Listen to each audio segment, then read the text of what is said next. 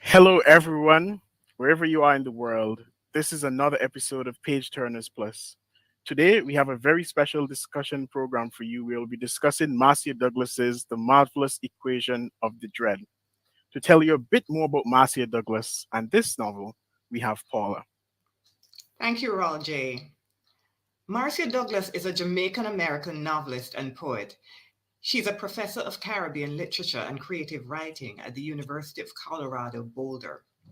The Marvelous Equations of the Dread, a novel in bass riddim, is her third novel. The novel's reggae aesthetic blurs the lines between poetry and prose. Rooted in Rastafari levity, it provokes comparison with Kai Miller's The Cartographer Tries to Map His Way to Zion. For whereas Kai Miller's Rastaman knows the way to Zion because he knows what Zion is, the Bob Marley of the Marvelous Equations of the Dread is less sure-footed. After his death, Bob finds himself in the presence of His Imperial Majesty Haile Selassie, neither knowing what Zion truly is nor how to find it. Bob is a prophet, but he is fallible. He's a soul warrior, but he is wounded. Having been dead for 15 years, Bob returns to Jamaica, transmogrified in the flesh of a fallen angel, to try to retrieve the Lion of Judah ring of His Imperial Majesty. He believes he must do so to fulfill the duty of a faithful son to his spiritual father. But when he arrives in Jamaica, Bob immediately forgets why he has set out on the journey. Ultimately, he will learn that he has been summoned by the people to fulfill a purpose far greater than the one he cannot remember. He will also learn that he must confront his earthly wounds to find his way to Zion. Thank you very much, Paula. And for those of you who are observant, you might have realized that we're one short today. Francine is unavoidably absent, but we hope to have her back for the next episode. So, to jump right into this, I guess I could ask, is this novel a novel which praises and rebukes Rastafari? I don't know who wants to jump off on that. Any volunteers? I will. Yes. I don't see any rebuke of Rastafari in the novel. I see a novel which praises Rastafari, which is grounded in Rastafari, but a novel which doesn't, I think generally this novel doesn't see anything as sacrosanct. Nothing is above criticism. I think that is the whole tone of this novel, and nothing is beyond questioning. So I see no rebuke. I see questioning, but I see no rebuke. That's actually a really strong point there, because I think with any religion or any type of culture, you would have aspects that could easily be questioned and that would make the outsider think, this is a little strange, or this is not something that I'm accustomed to. So that is actually a good point, because on my first reading, I thought, this seems like rebuke, but now that you mention it, it may not necessarily be a rebuke of Rastafari, but it's just a questioning or highlighting things. Mm. If I may, sorry, Eric, That's okay. but I just wanted to sort of agree with Paula. And Roger, you are in your first impression, you mentioned that you felt as if it had a tone of rebuke. I didn't get that. I thought it was a very enlightening novel for persons who probably not familiar with Rastafari. It will be interesting to see somebody of a generation. Well, you're young, so we have that generation represented on this panel. But people like Paula and myself, I think, grew up in the height of the foundation of the era that's being defined in this novel. So it more than likely resonates, more vibrantly, if I may risk that, that utterance. But but it'd be interesting to see what a young person who I think it's fair to say today may not be as conscious about Rastafari as back in the 70s, 80s, and even extending into the 90s. But I didn't see any rebuke. What I saw was an enlightenment. Mm. Yeah, critical, definitely critical in a lot of different aspects. I enjoyed the historical groundings. That was just enjoyable. But yes, I think it was critical, but I don't think it was a rebuke of Rastafari. And um, I I'm gonna say that I'm a little bit younger than Tony and Paula, but I do remember I I remember Bob Marley. I remember the music, obviously in the '70s. I was a little kid. I remember when he died, and excuse me. I also remember that there's a Rastafari community in New Orleans. Still is. I know where they hang out. and, natty dreads hang out in a certain section of the city, but I would say that that culture was adjacent to me in the '70s, along with Black Power. Uh, so this book did bring back some childhood memories that I have, and so yeah, I walk away. I would say, Tony, you used the word enlightened, right? I would say that I walked away more enlightened about Rastafari. Yeah, I just want to add further that what the book did for me was to reawaken that consciousness that felt so much a part of my life when I was in my 20s, and that's really indicative of how diluted maybe it has become. I don't know if it's just me turning a bald head, Paula, but but um, the thing about Eric, you mentioned the Black Power movement and the Rastafarian movement being adjacent. It was almost like one continuum because as that Black Power movement um, started to plateau, the Rastafari movement was the movement that galvanized Black people and sought to dignify us, who we are, embrace ourselves, or hair, this. I think the Rastafari movement actually went deeper um, to us in the Caribbean than the Black Power movement, and still today is what we hold on to as that ultimate identity as a Black person, and its linkage to Africa, the African Messiah. There's so many things going on there that Marcia Douglas brought out in that wonderfully written piece of work. Yeah, I mean, I'll just jump in and say, I certainly think from a UK context, um, you know, we also have that connection to Rastafari as an organizing kind of community, as a political entity. Um, Certainly when I was very young, if not so much in the same way today. Just to add that small thing. I think this novel, in a way, is overtly political, but it's not political in the sense, the typical sense that we'd expected. And we've done other novels this year that were written centered in Jamaica, and they were overtly political, but definitely not in the same sense where the bulk of the novel is overtaken by the movement, the Rastafari movement, and their political involvement in Jamaica. And we know at the end of the '60s, especially, there was a widespread marginalization of Rastafari communities in Jamaica, and the fact that this novel is centered mainly on them in Jamaica, I think that's a political statement by Marcia Douglas as well. Okay, so I would like to ask you, with the person with the English, well, that's where you live now, okay? Because a lot of this novel touched on the significance of that migration that Jamaicans took to the UK, and to be fair, I believe the scene in England, London, to be more specific at the time, provided a platform for the music, which is the anthems or the anthems of Rastafari.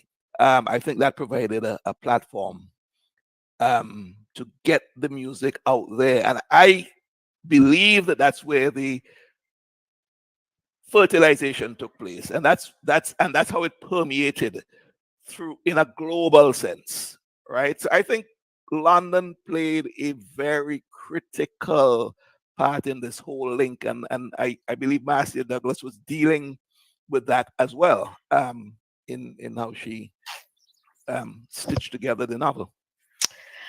Well, it's funny you should say that. I mean, just this week, I had the good fortune to go and watch the Get Up Stand Up musical, which is playing in London at the moment. It's a kind of a biography of Bob Marley, with the background of all his music, and it does deal with his time in the UK, and his own kind of personal journey.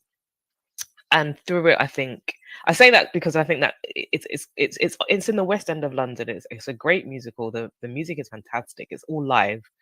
Um, and I think it's been insanely popular. And part of that is because there is a strong Caribbean community in the UK, that's come out to support it, but also because of the influence of the music that has its global kind of that's made Bob Marley a global superstar. Means that all sorts of people are coming to see it as well. If you go sort of half an hour before it shows, the queues around that theatre are insane. Like, it's wildly popular, and I do think so. I think you mentioned the kind of space of London as a space of spreading of the movement. I think it's because the earlier generation of Caribbean migrants, so the kind of very first 1950s era, their children often are sort of the 20 years later group, and those are the ones that Bob Marley moves with. Those are the ones that are that kind of adopt Rastafari as a kind of as a cultural, political response to the racism that they're facing in the UK, right? And they're the ones who are also fighting racism in a different sort of way. So in the early days, you have to fight almost physically on the streets because you're being attacked in gangs. And that's just a reality that Black people in the UK are facing, when the first generation of Caribbean migrants, in the sense that, as a historian, I have to rephrase that. The first generation of this mass post-war migration is what I'm trying to say. And their children are less willing to be accepted as outsiders. The first, we always think of this kind of first generation of this first post-war generation of migrants as being temporary, but ended up staying. Whereas their children are British, feel they have a right to the society. I mean, their parents were too, right? But they feel like a much stronger sense of they can't be denied their rights in quite the same way. They're not foreigners. They have the same accent. They went to the same schools. I don't think I'm answering your question very well at all. Do I think London is a special place in that sense? Yes, but it's not only London, because I think there are other cities in the UK where also this kind of pollination of ideas is happening. There is a small Black Power movement. There is a Black liberation movement globally that Black people politically in the UK tap into. And Rastafari is a organising cultural response, I think, for a lot of people. Yeah, we I was see just my name. I was just trying to contrast I use London as the focal point, but England in general.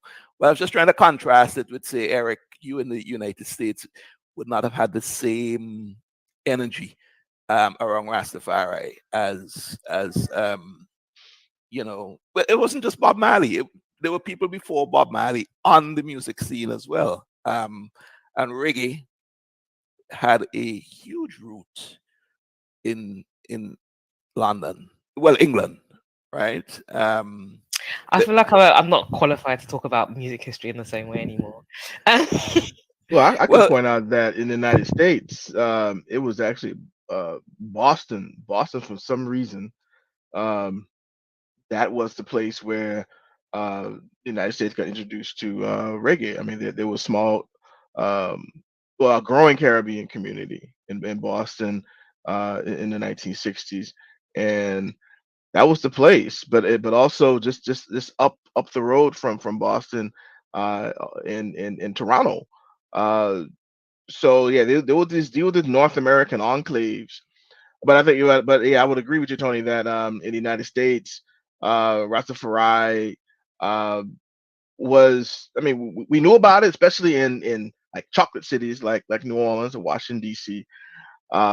We knew about it. We saw Rastas, uh, but and Bob Marley. I think Bob Marley became more popular after his death in the United States than when he was alive. I didn't start buying his stuff until I was in college in the '80s. Knew about him, but I think our consciousness was raised. Those of us who are from his generation in the '80s, especially I think when the release of Legend, um, so Bob Marley was and other artists, Peter Tosh and others that we gravitated to. Yeah, I guess I forgot about Steel Pulse, which is a terrible thing to admit. But they were from Birmingham, right? Round the corner in Handsworth. Absolutely, or you're not so much a UK oriented, but um, Marcus Garvey's Ghost, Burning Spear. So there's a whole cultural movement that definitely Caribbean communities in the UK are absolutely plugged into, and it's very much shaping how we understand ourselves. Definitely. But the proportion of the novel dedicated to Bob being in the diaspora compared to being in Jamaica is quite minute in my opinion. And even in terms of his companion, I could call him, who returned to go to the University of the West Indies, Mona. So I'm wondering if that shows that there's a sort of love-hate relationship with Jamaica. Do you think that was suggested in the novel? Do you think it weighs more heavily in favor of love or more heavily in favor of hate? Paula, you're smiling. I don't see any hate at all. What I see is a deep, abiding love, which is accompanied by anxiety. Um, it's a kind of love you have for a family member who you think is going down the wrong path. So you're constantly anxious, but the anxiety doesn't diminish the love. So what you're trying to do is talk them out of going down that path. I don't see hate at all. I see abiding love. Yeah, I Paula, absolutely second that. yeah, I just sort of second guessing Royal G. Marcia Douglas in this novel refers to, and Bob Marley has it in the lyrics of one of his songs too. A good man is never honored in his own land, right? I don't know if that's the direction Royal J was taking, but um, I think there was some sort of, reference there to that love hate thing that Roger may have been getting at. I don't know if I'm second guessing you right, Roger, but she did play with that, Paula, several times. And I sort of wondered what the significance was. Was it that she was talking about Haile Selassie being the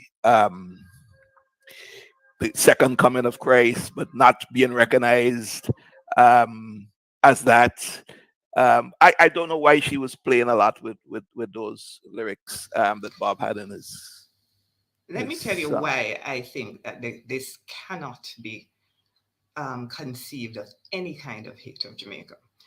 In the beginning of the novel, before the novel even begins, um, in the give thanks portion, she says one of the things she gives thanks to is Jamaica, and she describes it as dread and powerful. Now, dread in Ayaric or dread talk is never a bad word. Dread is a good word. The fact that she describes Jamaica as dread and powerful says a huge amount. Then, when the novel begins, the first character we see is Taino Woman. And Taino Woman sees the three ships coming towards Jamaica. She sees the man with hair the color of papaya. And she says, we're put into Taino Woman's head, and she says, he thinks he can take her Jamaica, land of wood and sweet river water. But this land is stubborn. and will not be moved. I don't know how you could have a more robust declaration of love than that. I don't see any hate. I see the anxiety of maybe, the kind of anxiety, say, a mother has for a child. Um, but certainly I don't see how it could be interpreted as anything but love. Yeah, Mm. I agree with you. I mean, I think it's the anxiety more than, well, not more than hate. I just don't see any hate myself. Yeah, I did see it as well, I do see it as a criticism of colonialism and the legacies of colonialism, and uh, how that has shaped, let's say, the late '70s, early '80s, uh, and then as time goes on, in the text, I think there's one character in particular where I think that anti-colonialism really is shown, at least in my eyes, and that's the figure of with the six, with the seven. I don't know those English monarchs, but uh, really the one that was the clock tower was dedicated to. So uh, if anything, I wouldn't say there's no hatred toward Jamaica, because to say that would be hatred toward people. Jamaica is the people. It's Edward the Seventh. I don't know monarchs either, but I tried to remember him just for the purpose of the book. Otherwise, I'm quite happy to forget all of them. And that if we could go on, as Eric brought it up, the clock tower. That's obviously a central part of where all these spirits met. Um, the significance, Paula, of Halfway Tree Road, the cotton tree, and what cotton means to us in the Caribbean, and that symbol of the colonial past and the brutality and the atrocities, the hanging, you know, Third World actually, which is was a contemporary group then as well in the times that we're talking about. In that song, 96 Degrees in the Shade, mentions that hanging, you know, under the cotton tree. And as a Jamaican, Paul, I think maybe you can enlighten us a bit more as to I don't know, the historical significance of Halfway Tree Road, that cotton tree that keeps coming up with its roots running through the whole of Jamaica by now. Um, Running through the yeah. whole of Jamaica in the novel. Actually, the silk cotton tree in Halfway Tree, as I think Marcia mentions it in the beginning of the novel, that the silk cotton tree was cut down to make way for the clock, for the erection of the clock, which was to honor Edward the Seventh. Now, the silk cotton has significance in Jamaican folklore. A silk cotton tree is not, it's not cotton like that they used to grow in the south, or even in St. Vincent and the Grenadines, to create clothing. A silk cotton tree is a ceiba tree. And in Jamaican folklore, a silk cotton tree is a home for the ancestors. Duppy live in silk cotton tree. Every good Jamaican knows that Duppy live in silk cotton trees. And they're enormous, so they're very imposing. It looks like something somewhere where a Duppy would live, where several Duppies would live. They're huge, huge, huge things. And the novel starts, well, I don't know if it starts off. Probably doesn't start off. But a very important event in the novel is the cutting down of the silk cotton tree to make way for the clock, which honors this colonial king. And of course, just the thought of that does so much violence to your head. So I think it's a good way to set up the novel. I probably am not answering Tony's question. No, But I another was, significant thing yeah. about halfway tree. Halfway tree, we've spoken before about classes in Jamaica and how separate the classes are in Jamaica. Halfway tree is considered the meeting point of uptown and downtown. It's where uptown and downtown intersect. So everybody eventually, whether you're from uptown or downtown, you meet in halfway tree. It's a major shopping center. It's a major commercial district, in fact. So everybody, it brings, it's a hub for the whole of Kingston. So I think it has, I suspect it had that kind of significance as well. That is why the Marcia decided to center Bob and our colonial past in the form of Edward the Seventh, to whom the clock is dedicated, in halfway tree, and particularly in that clock. And the fact that the clock never works, and I have checked recently, I have gone onto YouTube where there is you can see live video of halfway tree and the clock is still not working. So that of course is very symbolic. That the cotton tree is cut down to make way for this clock, which never works, which is broken, always broken. Hugely symbolic. Well, it's Haile Selassie's spirit and Bob Marley's spirit, and I was going to ask you, the boy who was hanged on the cotton tree. I think that is an invention of Marcia's. Mm, The 96 degrees that you're thinking about, Tony, is actually about Paul Bogle. It's about the Morant Bay Rebellion. Okay.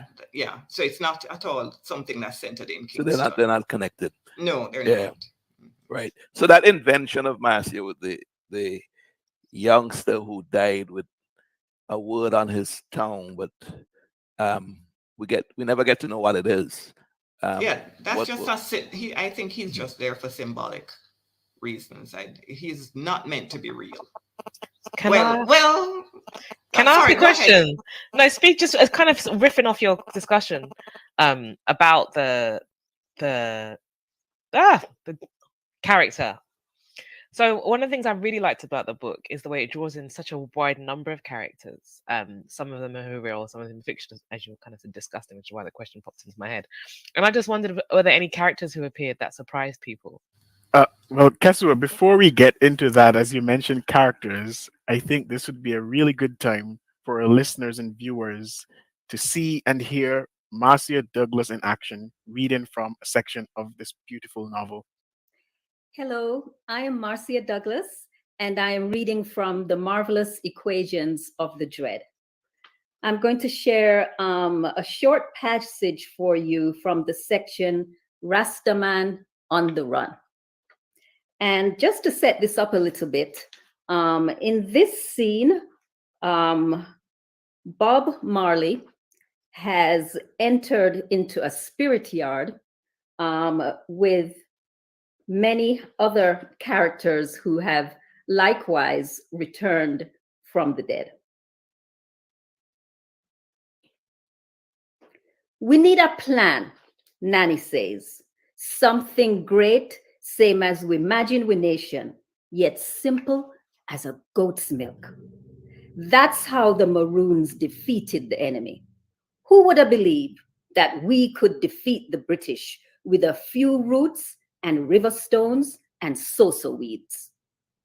A woman dressed in white beats a drum between her knees. 3 times 3, tears run down her face. Her lips tremble. 3 times 3. Her hands call, sound uprising, and skin deliverance. But how shall we start? The drums stop. The woman falls to the ground, her body shaking. Someone sprinkles her with white rum. She lets out a sigh, and everyone is quiet. With the children, Bob says. He steps forward into the circle, still wet from storm. My name is Robert Nesta Marley. I man used to play music, but before that me was a boy, had a pain in my heart. My heart so heavy, it beat with a one drop, one drop. Is music and Rastafari save me, but everyone don't so lucky. The youth them, me hear them bawl at night outside in the road, and when them eye water dry up, them beat them one another. Is them we must start with one mighty force, calls Garvey. The little youth shall lead us. One by one, we must build an army. Selah. Somewhere, a lizard begins to sing. The young girl Hortense rises up, and Bob gives her the drum. Her small hands beat the skin, chanting down Babylon. The spirits sing Nyabingi, and Nanny dances in the circle.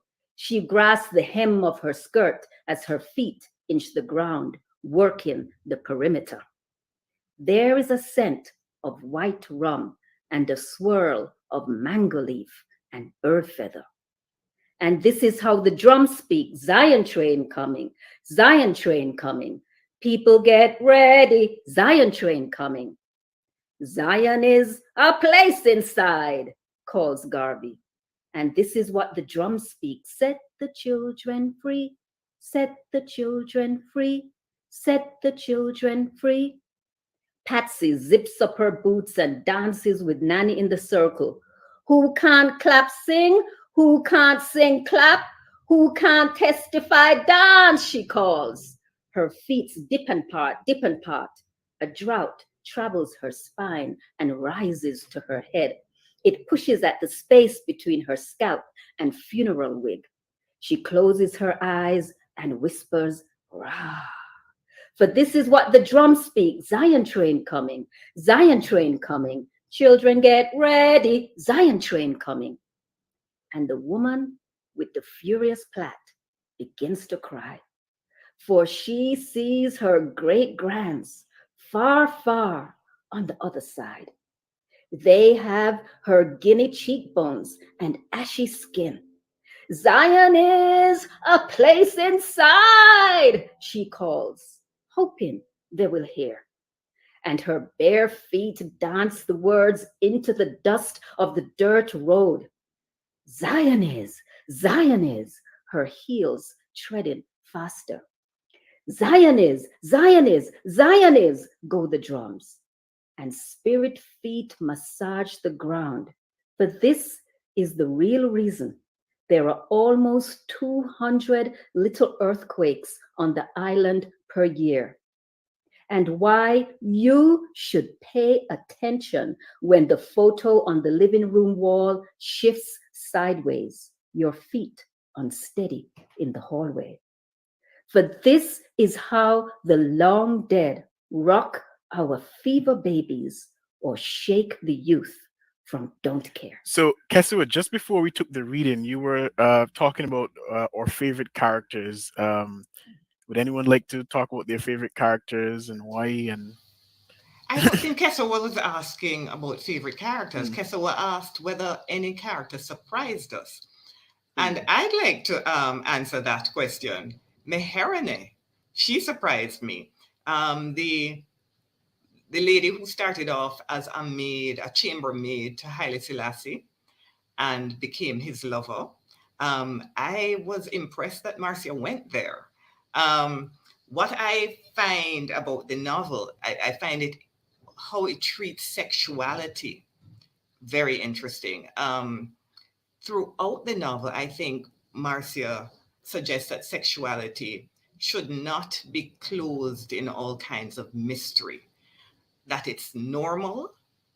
And I think that is why she chose to show His Imperial Majesty as a sexual being. I thought it was risky, but I was fascinated by it.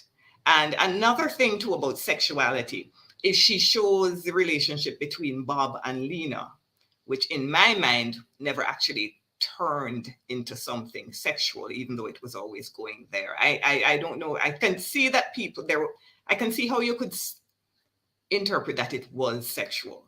I thought it was going there, but Lena wouldn't allow it to actually be consummated. And also, speaking of sexuality again, Negus, who is fall down, the fallen angel whose body Bob inhabits when he comes back to Jamaica after his death. Negus is an angel whose job it is to create opportunities for sexual activity. So all of that is really something fascinating. Yeah, that section there, well, those allusions with niggas, reminded me of Renee Depestre's Hadrona and All Her Dreams, where there's a similar figure, not in Fallen Angel, but uh, and I can't remember all the details. I read the book almost a year ago, but it was this person or spirit that became like an insect and he was impregnating people. It's just wild because that novel is borderline eroticism, but it definitely reminded me of that. And yeah, I mean that was risky. I do agree. I was risky to have Haile Selassie um, as a sexual. I mean, depicting him as a sexual person, but we're all sexual, so I I was don't know if comfortable with it. I didn't find it so risky because if you really look at the lineage of um, Rastafari, Haile Selassie, when we go back to Solomon, um, and we start to, and she does set the tone. Solomon and his many wives. I mean, this is a defining thing about Rastafari as well, because that's embedded in their thinking. They're not necessarily, well, I don't want to commit myself here with the statement, so let me just pull up. But they certainly go forth and multiply, right? And read what you want in between that. So Paula, I really didn't There's a see. stereotype, Tony. No, you think so? Because I didn't see um any separation between what we expected of Haile Selassie and Bob Marley as well, because Bob Marley was portrayed as somebody who liked women. I mean, there was no covering that up in the novel. So, and I thought that Marcy is just saying, look, this is an accepted norm. Use this stereotype. I say an accepted norm. I kind of posed the question slightly because I loved the references to historical figures that kind of popped up, and all kinds of historical figures from all, well, not all kinds, but a wide range of historical figures that don't necessarily all get space in the same spaces actually a lot of the time. And I was particularly enamored, and enamored is exactly the right word, because I just thought, wow, that was fantastic. When Marcus Garvey not Marcus Garvey rebukes, where I think Bob Marley rebukes Marcus Garvey for having called Haile Selassie a coward, which is a real thing that happened back in the 1930s, and my little historian's head was like, woo! But also the way it was done in the book was marvelous. Oh No yes, pun intended. loved it, loved the appearance of Marcus Garvey. I thought he cemented the dialogue, and the thoughts that Bob Marley was having, and the question that he asked even of Haile Selassie. But yeah, Garvey in there, yes. I mean, because I, I mean, I would argue that part of the movement is rooted in Garvey's philosophy, and Garvey himself. I think Garvey is recognized as a prophet. Am I correct on that? Yes, you are. Yeah. Um, yeah, but to get back, Tony, to why I think it's risky, I don't believe that this novel challenges in any serious way um, the divinity of His Imperial Majesty. Um, it's I believe that the novel doesn't really doesn't really dispute the divinity of His Imperial Majesty. His Imperial Majesty is not presented in the way that the Judeo-Christian God is presented. He is not presented as infallible. But I think this whole novel suggests to me that infallibility is not something that is necessary in order for somebody to be great or even good.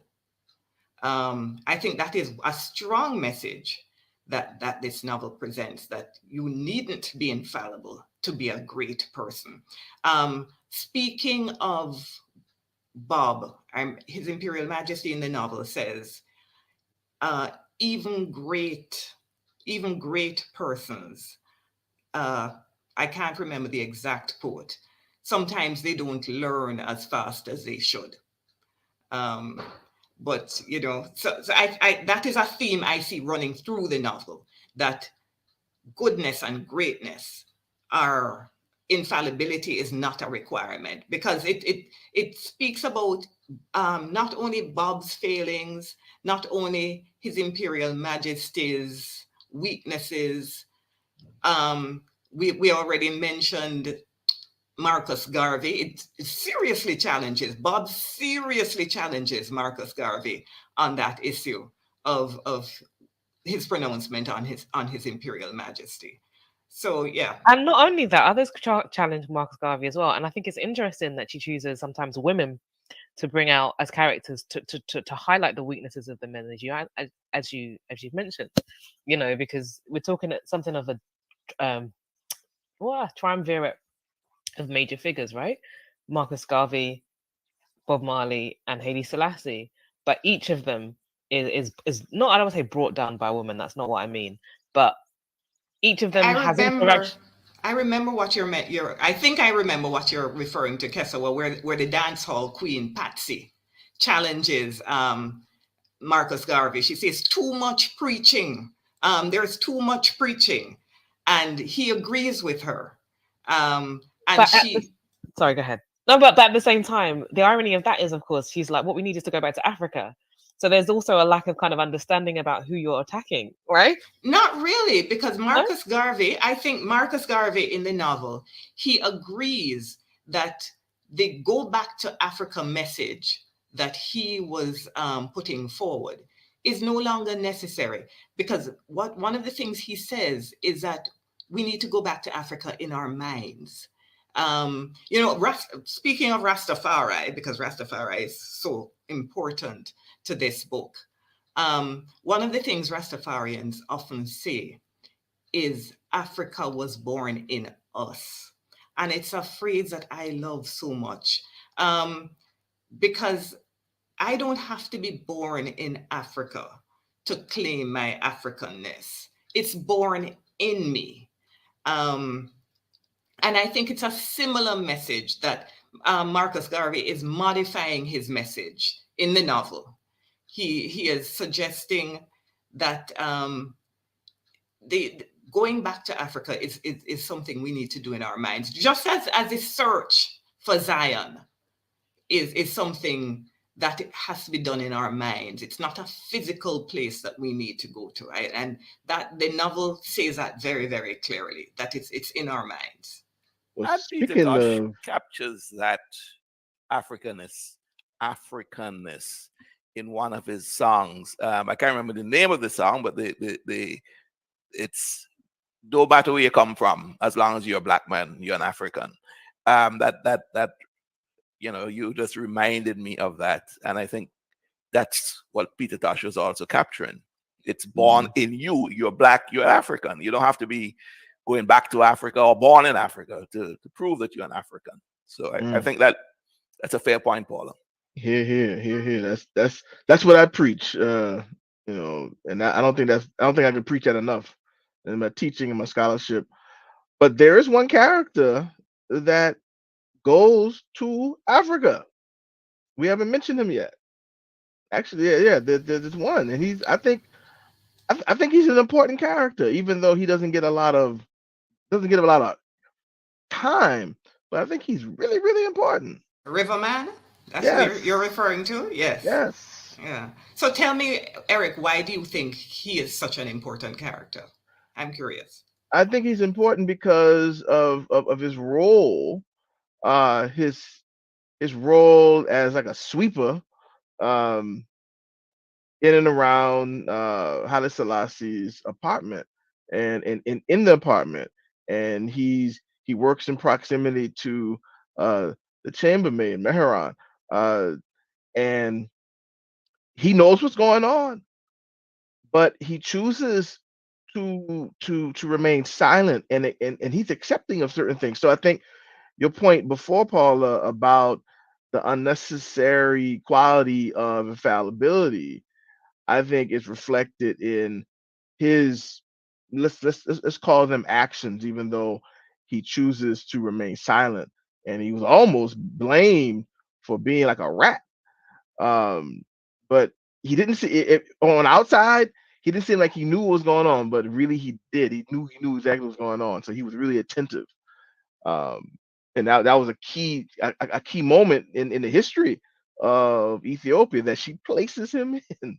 So I thought that was creative and very imaginative. It was, and I feel like we're forgetting to mention that Bob returned to Jamaica as Fall Down, and not necessarily that he returned to the homeland in Ethiopia, but he returned to Jamaica as Fall Down. Do you think that was an appropriate way for Marcia Douglas to characterize the sort of return? I think it gives her a lot to work with. I think it's a good uh, narrative technique to have Bob transmogrified into the body of one, a fallen angel, two, a man who is perceived as a madman, three, a man who is a rival for a woman that Bob is in love with. It's a wonderful technique. It gives her so much to work with. So she can invite her readers to question whether what we perceive as madness is in fact madness. We can, it gives her, it just gives her a lot of opportunities. She gets an opportunity to speak about reality, whether how we perceive reality.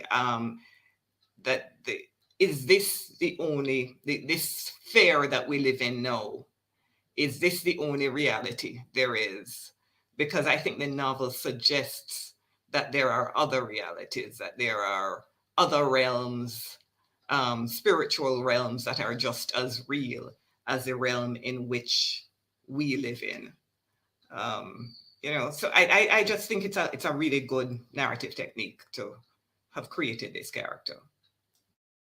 And I mean, it was quite, at first it was really fascinating that that she brought him back as a quote unquote madman, because these are people who are ostracized in society, and she demonstrated that, because when he went to different places, different houses, and he was sort of like ignored or laughed at and so on, and even though he was technically Bob and people didn't see that, I think that demonstrated a really powerful point, that these are people who are ostracized in society, but maybe he wasn't so different to Bob other than he wasn't famous. you know? Quite frankly, I don't know if it taught me anything, because if I were to see a man who doesn't look like Bob coming up to me and saying, "It's me, Bob," I would laugh too. I would have been. I remember one of the first scenes was when the policeman saw him in front of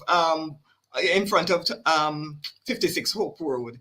And he said, "It's me, Bob. I looking for Rita." And the policeman laughs and drives off. I would have reacted exactly the same way. So I don't know if this novel helped cure me of any of my prejudices.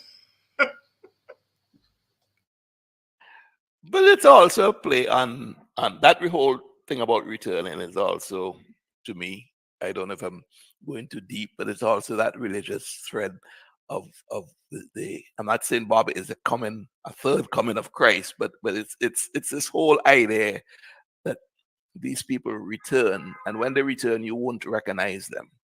You just won't, So I think that was also going on in that. And it's something the character grapples with, right? Because he then says, maybe if I talked to her about things that only she and I would know about, she would recognize me. But if you just say I'm Bob, no, of course anyone could say that. He's a famous person. Literally anyone could say that. But he needs to speak in a language that only they shared, so that she would know that actually it really was him in a different body. But I just want to roll back a bit, because we were talking about those who the one character, Riverman, who went to Africa. But there's also another character in the book who I think it's Lena's grandfather, who disappeared for all intents and purposes. But his main ambition was the Marcus Garvey call to go back to Africa. So there was some significance there, I feel, in making that point. Certainly at that stage in the novel. I want to throw out a question as well. As we're talking about Lena's grandfather, that whole coming across from Cuba. I was kind of trying to see what was the significance of the linkages there, Paula. I don't know if I was Could I try and take that one? Well, Kessa wants to take that on, because I really have no clue. Well, isn't it because in the 1930s you have a huge return of Jamaicans expelled, not just Jamaicans either, people expelled from Cuba because of the sugar crisis there, if I remember correctly, the history. Eric, correct me if I'm wrong here.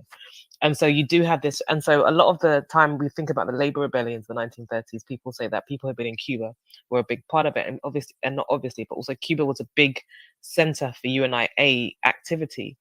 A lot of Caribbean people of Anglophone descent from the British-speaking Caribbean who had migrated to Cuba had been a big part of the Garvey movement in Cuba, and so they're very organized, they're very active politically, and then they returned to the English-speaking Caribbean around the time of the labor rebellions, preceding it somewhat. So I think I think one of the things that is marvelous again about the book is the way she draws these kind of real histories and then kind of fictionalizes them and turns them around. And I think my question was on a similar note. My last question was, do we think that it's dangerous what she does because she's taking real histories and mixing them up with these stories, or is it exciting because she obviously knows the history clearly, so she can play around with it in a way that, when you know the rules, you can mix them up? But if you don't know the history, is it going to be confusing? And I say dangerous, I'm being facetious a little bit. I think it's great because she's using all these different historical fixes, all these things that really did happen, mix them with things that didn't happen, and asking us, I think, to figure out what's going on. Where do we go from here, type thing. And she does it all, I think, as Paul said at the beginning, from a space of love for Jamaica, right? She's kind of trying to throw all the possible solutions out. But is it okay that she doesn't always point to historical facts? She doesn't reference. She's not saying read this book for more information. She's just kind of telling you her version. And in answering this, we could also give our final thoughts of the novel. So, Tony? Well, I was going to say, guess what? That's what I really liked about the novel. I read it almost like a student of Marcia Douglas. It's almost as if she was lecturing me. So she opened a lot of facets of my mind to do some historical research. The bits that I lived through was refreshing, because of my age and the generation that she was dealing with. So that was refreshing. The book appealed to me on many aspects, Roger. If you want my final thoughts, it's definitely something I can't rate under a 5 being the maximum. And I just immersed myself into her rhythm. And a book written in bass could not be more aptly described, to be honest. And I was pleasantly surprised. I was a little apprehensive at first. Am I going to really get into this? But I was in it, man, from the word go. So yes, Roger, it's a 5 for me, and it's a novel that I enjoy. All right, Eric?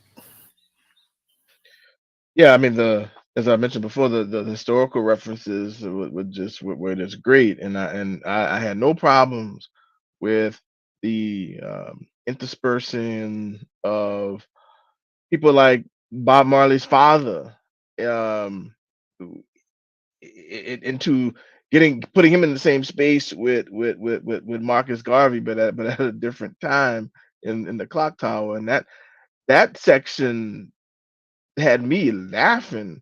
The chant, the "I'm a coward, I'm a white coward, I'm a white Jamaican coward." I mean, I didn't laugh, didn't laugh, didn't laugh. So no, I love that about the text. So overall, I mean, I rated a 4. Um, it did take me some time to really get into it, and maybe that was because I was doing other stuff and reading other stuff at the same time. But um, once I got rolling, yes, the rhythm took me, swept me away. No, Katsu, I knew you threw out the question, but you could also get in there. Um, I can't even remember my own question now, so I'll just go with the rating. Of final thought. Um, oh, it's about how the history thing. Yeah, I'm not sure the answer. That's why I asked the question. Really. Final thought question. I really loved the interspersing of history and fiction. It's something that I think is beautifully done in the novel. I struggled to get into it a little bit. It took me by surprise. I wasn't sure I liked how she handled disability in the deaf character, if I'm completely honest. And so for that reason, I'm going to give it a 4. But it's incredibly creative as a novel. I think it definitely requires several readings, and it will be going on my students' historical fiction from the Caribbean list, which is always a good thing. I mean, which just means I think it's great. I just personally am still grappling with it. But intensely valuable as a teaching tool, certainly, and enjoyable. I also laughed incredibly, like, intensely when and like I was choking laughing with the children's scene. The way she writes the kids, I was crying, absolutely crying. So it's a 4 for me. Thank you, Marcia, for writing this. Yeah, and for me, I definitely loved the way she interwove the history and gave her own version of events and her own style to things. That was definitely beautiful. We And need and Paula's rating too, Roger. oh, oh, I see you're trying to wrap up the program, but we no, have to hear from Paula. I have definitely not wrapping up the program because I'm leaving Paula for last for a very special reason. But I definitely loved it. I give it a 4.5. I'll upgrade it to a 4.5 out of 5. Paula? This is one of my favorite novels of all time. My rating is infinity out of 5. Um, when Kesawa was having some problems getting into it, I wrote a note to the group to say that you have to surrender yourself to this novel, the way you surrender yourself to poetry. Just let the rhythm, just let the ride on the wave of the rhythm. Ride the rhythm. That's how you have to enjoy this this book. Don't try to analyze every sentence. Just write it. Just write it. Eventually, it will come together. This is one of the most amazing novels I've ever read in my life, and I've read a lot of novels. That's it for me. Tony, you see why I left her for last? There was a reason. Thank you very much for joining in another episode of Page Turners Plus. This was our reflections on Marcia Douglas's The Marvelous Equations of the Dread. The next time you see us, we'll be interviewing Marcia Douglas. Thank you for joining us. Have a lovely day.